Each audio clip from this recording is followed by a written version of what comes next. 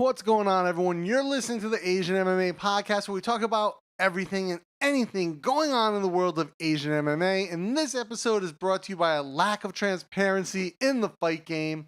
I'm Dana Bluen, and today we're talking about the recent announcement from One Championship that they'll be launching an agent certification program. This whole announcement was definitely a head scratcher for a lot of people. It came just a week after One made their huge announcement, and they made a big splash by announcing that they were going to be launching their own studios, One Championship Studios, to make movies and shows and work with distribution partners like YouTube and Netflix, to create content with their fighters and give them additional avenues to revenue and to sustainability. And so to then the next week come around and talk about, oh, you can only be managed by people who we say are okay to manage you and who we certify, was a bit strange. Now, on the surface, the underpinnings of the certification program, they do seem reasonable, right? They want to protect the fighters, and they want to, what they say in their press release is that they want to look out for the fighter's best interest and make sure they're not getting ripped off. But then you look at the very first point on the certification, it's that they currently are a resident in Asia for at least 1 year. And then the rest of the ones are no prior criminal record, no history or current ongoing matters of legal or lawsuit activities with any athlete, a minimum of 10 years related experience in martial arts, and must possess a college or a university degree. You want your agents to be educated, to understand business. You want them not to be criminals. That's a good thing. You don't want them to have a history of lawsuits, yes. 10 years in the martial arts industry seems a bit strange. And then also, they have to be a resident of Asia. A lot of those things start to not sound right to me. Now, Chatri would go on to explain in a couple of his social media posts that really did lack any significant detail that this program was being put in place because of issues that they've actually had in the past year. Several of their fighters have gone through legal battles or have been ripped off by agents, and but that they would also consider making exceptions to the criteria on a case-by-case basis. Again, that's a bit strange. You just come out with this criteria and you're already willing to make exceptions to it. Now, I came across an article from Low Kick MMA where they had some comments from Chatri that go into a bit more depth about the stated motivations for a certification program and one's willingness to make exceptions to the criteria depending on the background or the history of the agent. And I'll have a link to that in the show notes. So I want you guys to be able to read that and read Chatri's comments and the commentary there. Now, again, on the surface, it all looks okay. On the surface, it looks like it's being put in place for the benefits of the fighters. And if that's the case, if that is the only motivation, that's fantastic. If your only motivation is to do right by the fighters, the people who put it on the line for your promotion every week, that's great. But it does raise some questions when you start to scratch a little bit below the surface and you start to think about some of the issues. One of the comments in the Low Kick MMA article that I want to quote here directly, and for me, this starts to throw up a few red flags. And this is the quote from Chatri in the article. "We started with Asia because if there's an unethical agent, it's very easy for us in Asia to seek justice because we have strong government and business relationships all over the continent." Again, even if this is motivated with the best of intentions, that quote alone sounds a bit thuggish. Maybe I'm taking it out of context. I don't know. It's just the way it comes across to me. I think it would come. I think it wouldn't come as a surprise to anyone, to know that the type of the behavior that Chatri talks about from managers and agents is actually very prevalent in Asia. It's not like he's making up a problem to solve. That is a real issue, especially here in Asia. And I'm in Thailand. You hear the stories all the time about Muay Thai fighters who get locked into these crazy deals that are 20 years long, or lifetime deals with agents where the agents are taking the majority of their winnings. That's actually a real thing. It happens, and you do see it in the news, especially in Thailand. Now, maybe the U.S. doesn't know about that. It does happen there. I mean, we all know who Don King is, and Tyson's whole story, and some of the things that have happened in boxing and in the U.S. But it is a real thing in Thailand. Not all agents are like that. Not all managers are like that. But it is a thing. So it's not that far out in left field. But the biggest issue comes from all of this.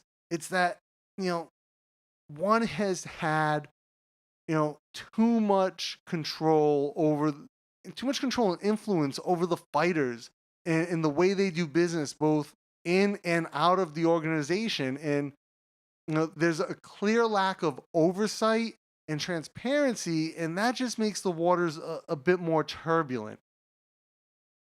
And one of the other things to think about, even though there are all these stories of managers and agents taking advantage of fighters and treating them poorly, it cuts the other way too. There are a lot of stories of promotions who have taken advantage of fighters or not paid fighters.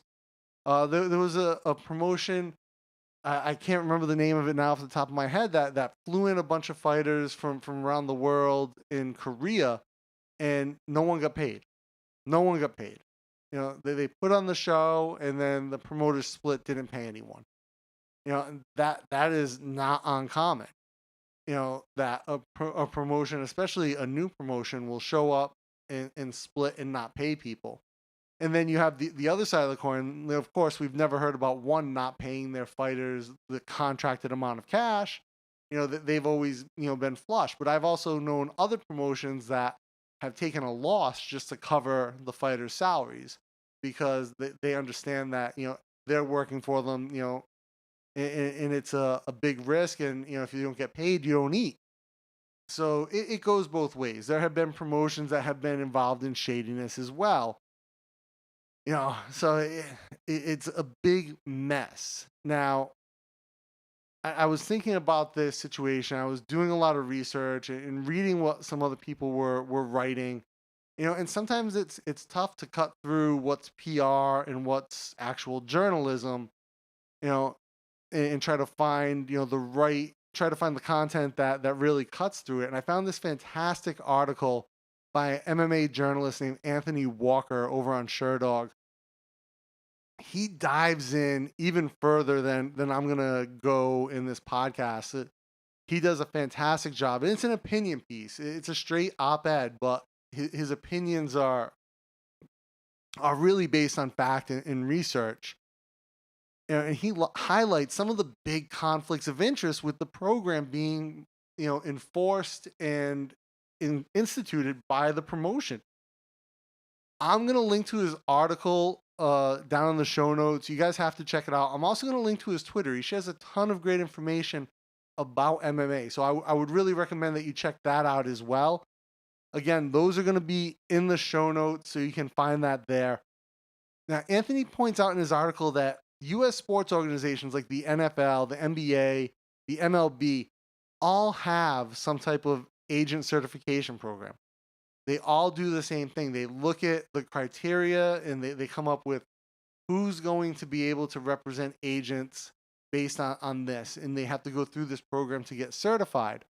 But as Anthony points out in his article, those standards are not set by the league themselves. They're set by the Players Association to ensure that it's in the best interest of the players, not the organization. So something like a players organization clearly doesn't exist. It's clearly missing from the equation in MMA. Even more so, we're further away from that in Asian MMA than the West is. I mean, the West is trying to make small incremental moves. It's not even on the discussion block in Asia. So don't worry about it. It doesn't exist. But that doesn't mean that the promotion should just step in and enforce these standards, should step in and institute this program. It's clearly a conflict of interest, and the overwhelming lack of transparency in the way one operates makes it that much more concerning. They don't have to answer to anyone. There are no commissions. Their referees are employees of one championship. Their judges are employees of one championship. Uh, their matchmaker is Demetrius Johnson's coach, and he's signed to one championship. So, there's so much conflict of interest and so much lack of transparency that it does become concerning. Again, even if it's the best intentions, even if the idea for the program has 100% purely good intentions to the fighters, the lack of transparency and the blaring conflicts of interest make it an issue. Now, recently, I've been working on another piece, and I spoke with several fighters from one championship who told me that their contracts actually require them to promote the sponsors of one championship, of the events, of the promotion, without any further compensation. Yeah, if that's true, that in itself is something that an agent would fight against. An agent would advise you not to sign a contract that includes that, because you're devaluing your role as someone who can represent a brand, because you're doing it for free as part of your contract. So I don't know. It seems like if you're also the one certifying the agents and they require you to do so, they have to be in your good graces to be able to do that job. It's a level of control and influence over the entire situation that I would be uncomfortable with. Now, like I said, the sentiment of the agent certification program seems all well and good. And the application and enforcement of it by a promoter raises a whole lot of red flags for me. The lack of transparency, whole lot of red flags. And the process of how it's applied, just, again, tossing up red flags left and right. I look around and that's all I really see. You know, and the fact that they're already talking about making exceptions to a policy they've just implemented, they just put in place, and they want to now make exceptions for those rules to let certain people be agents, or they're willing to do that at least. They haven't said they've done it yet. It has me wondering. Now, at this point, I look around and I wonder, you know, why are not more people talking about this?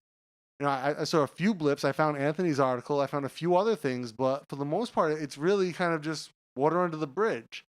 At the same time, when you're putting on a show every week and there's a huge press announcement every week, it's easy to see how things slip through the cracks.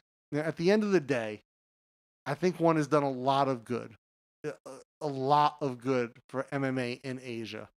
And for the fighters who are signed to them, to be honest, they've given them a platform. A lot of positive things have come out what they've done since they started. And I do think that Chatri has taken a very innovative approach to running an MMA promotion, a fight promotion, by running it like a tech startup. And I commend him for that. I think that's been fantastically innovative. He's got an investment from Sequoia. The things he's done have shown progress in a lot of ways.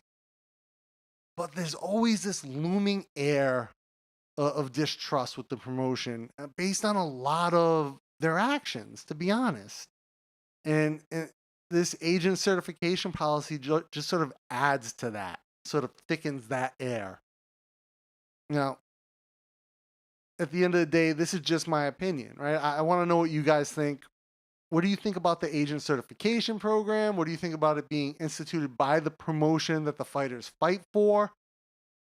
Do you think it's a good thing? Do you think it's a bad thing? Let me know. I want to hear from you. And that's all I have for you guys for today. So be sure to check out the links in the show notes. Again, Anthony Walker's article and his Twitter are all going to be linked down there. I want you guys to check it out. It's an opinion piece, but like I said, his opinions are really based on solid research.